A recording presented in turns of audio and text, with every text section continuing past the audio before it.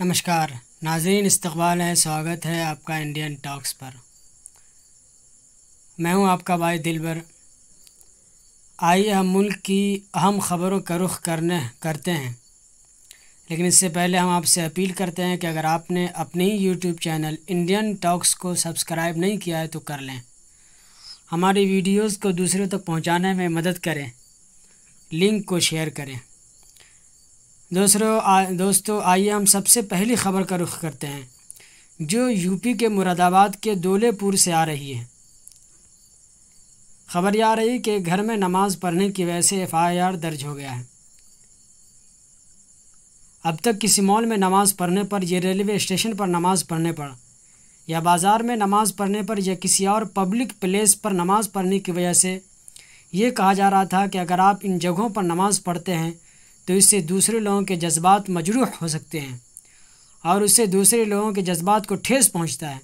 इसलिए बेहतर यह है कि आप लोग मस्जिद में नमाज़ पढ़ें, जो कि इबादत के लिए बनाई गई है, या अपने घर में नमाज़ पढ़ लिया करें, जिससे लोगों को तकलीफ़ ना हो, और लोगों से छुपा कर नमाज़ पढ़ लिया करें।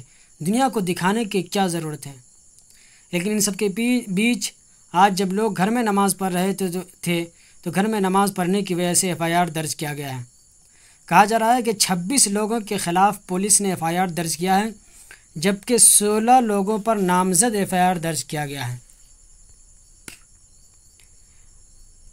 और FIR की वजह ये बताई गई है कि लोगों ने बग़ैर परमिशन के घर में नमाज़ अदा की है और उनके नमाज़ पढ़ने की वजह से लोगों की आस्था को आहट पहुँची है। इस मुद्दे पर AIMIM के अध्यक्ष बैरिस्टर असदुद्दीन ओवैसी ने योगी सरकार पर हमला करते हुए पुलिस पर सवाल उठाया है और कहा है कि भारत में मुसलमान अब घर में भी नमाज़ नहीं पढ़ सकते। अब नमाज़ पढ़ने के लिए हुकूमत से इजाज़त लेनी पड़ेगी, प्रधानमंत्री से इजाज़त लेनी होगी। प्रधानमंत्री को इसका जवाब देना चाहिए कि कब तक मुल्क में मुसलमानों के साथ दूसरे दर्जे के शहरी का सुकून किया जाएगा और उन दूसरे दर्जे का शहरी का बर्ताव किया जाएगा, सलूक किया जाएगा, उनको सुकून की नींद से नहीं जीने दिया जाएगा।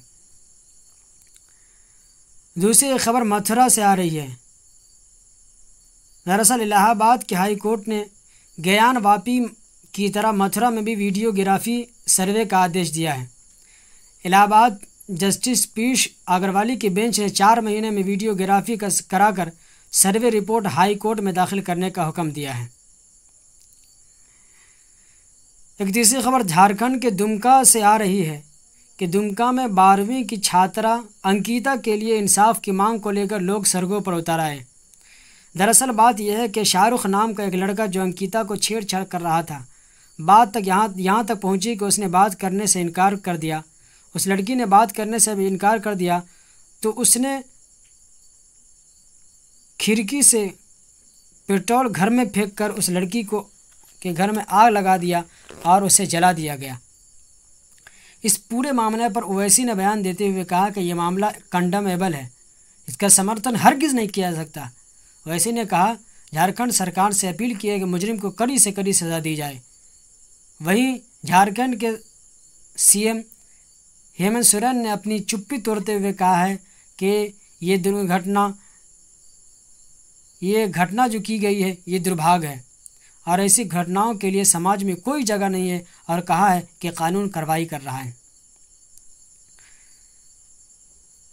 दोस्तों, इस मुल्क में जबकि कुछ लोग एक तरफ मुसलमान और हिंदू में नफ़रत फैलाने की बात करते हैं और धर्म संसद करके मुसलमानों के ख़िलाफ़ बयान देते हैं और कहते हैं कि मुसलमानों को ख़त्म कर दिया जाए और उनकी इज़्ज़तों के साथ खिलवाड़ किया जाए और मुसलमानों के इस मुल्क से बाहर किया जाए, वहीं आज जमीयत उलमा हिंद की तरफ से सद्भावना संसद का आयोजन किया गया, जिसमें तमाम धर्म के लोगों जमा हुए, जिसमें पूरी दुनिया के लोग और पूरी दुनिया के लोग जमा हुए और पूरी इंडिया के लोग जमा हुए,